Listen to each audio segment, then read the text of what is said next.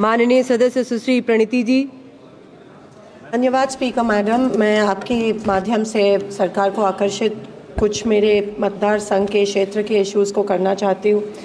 माझ्या मतदारसंघात गेले काही वर्षापासून समांतर जलवाहिनीचं काम प्रलंबित आहे। सोलापूर शहराला अजूनही 5-6 दिवसातून एकदा पाणी मिळतं आणि म्हणून हे काम आमचे नितीन गडकरी जी असतील, मुख्यमंत्री असतील, दोघं एकमेकांचे चांगले मित्र आहेत।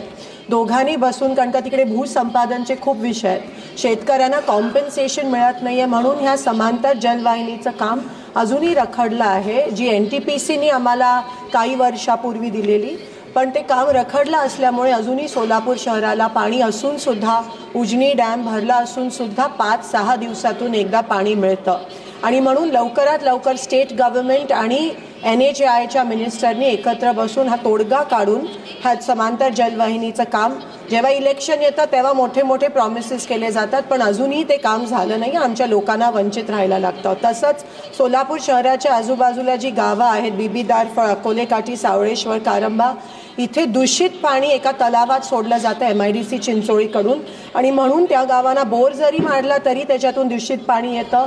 ते पिकं उगवू शकत नाही, सगळ्या जमिनी खराब झाल्यात। ह्याच्यात पण लवकरात लवकर सेंट्रल गव्हर्नमेंटनी तोडगा काढायला पाहिजे आणि जेव्हा जेव्हा तिथे पंतप्रधान येतात तेव्हा टेक्स्टाईल पार्कची आम्ही मागणी केली आहे एवढ्या वर्षापासून। अजूनही सोलापूरला कोणत्याही प्रकारचं टेक्स्टाईल पार्क मिळालं नाहीये, त्यासाठी मी आज इथे उभी आहे। धन्यवाद स्पीकर मॅम।